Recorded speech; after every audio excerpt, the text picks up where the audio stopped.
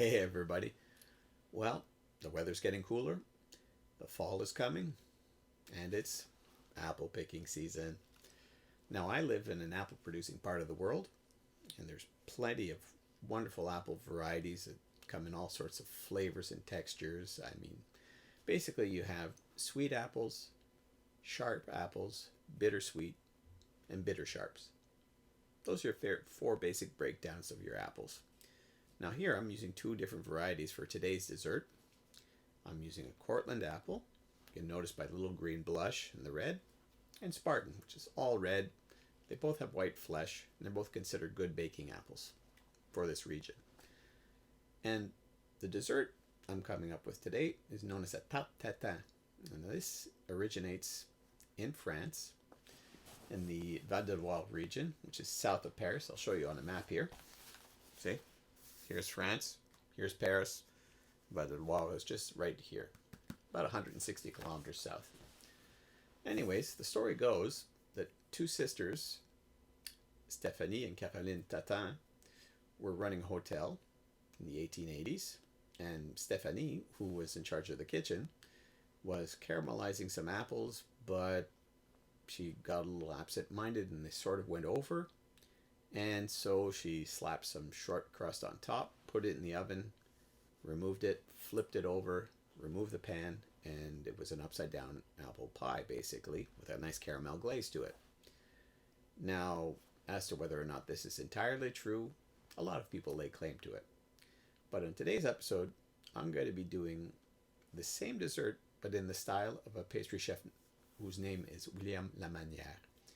Now, his interpretation is very clean, very strong geometrically speaking. It's a little more work involved, but it's very much in the spirit of this dessert. Get to know your local farmers, get to know your local produce, get out there in some fresh air. It's an activity everybody can do during this COVID. And also, the farmers would really like to see you.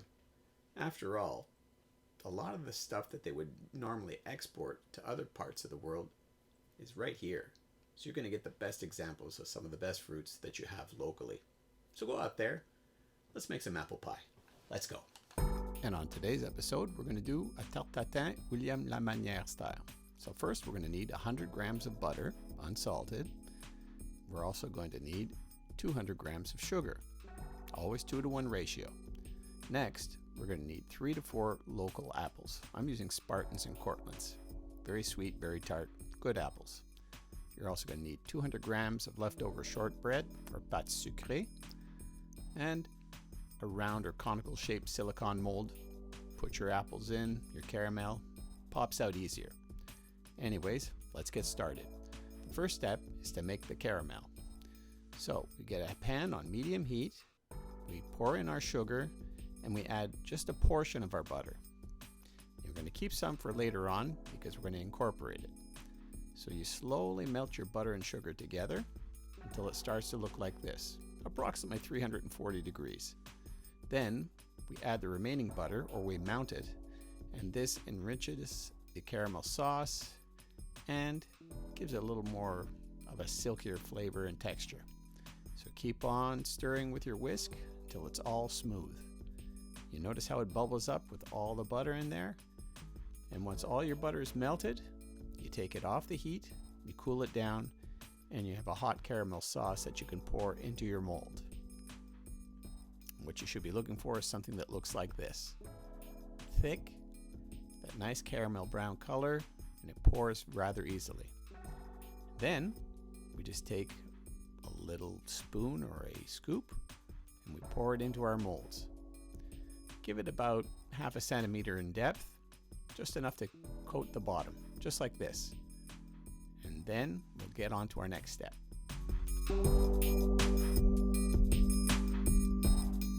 Next step is to peel the apples.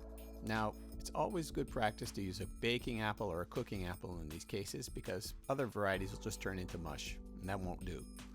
So here I'm using a vegetable peeler. Basically, you just rotate the fruit behind a blade that's on a spring, and it cuts the vegetables into sheets. So here we have our apple sheets. Now, Mr. Lamagnère, in his method, rolls up the apple into a nice tight round. So the sheet gets rolled up as you would a cinnamon roll or a spring roll. And then looks like this. You cut it in half and you put the nice clean cut face down.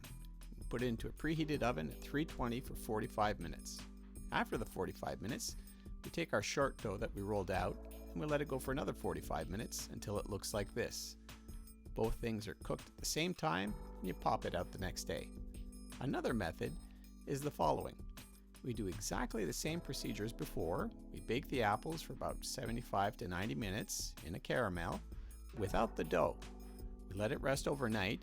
Then the next day, we bake a shortbread cookie at 350 degrees Fahrenheit for 20 minutes. And then we assemble everything onto the plate. Just make sure the edges are nice and golden and crispy. And then we carefully place the apples and the caramel onto the shortbread. Very easy, very satisfying. So either way you make your tatin, it's a very inventive and satisfying dessert, and Mr. Lamagnère's method is very, very aesthetically pleasing and tasty too. Try it out. Eat your apples, people. Cheers.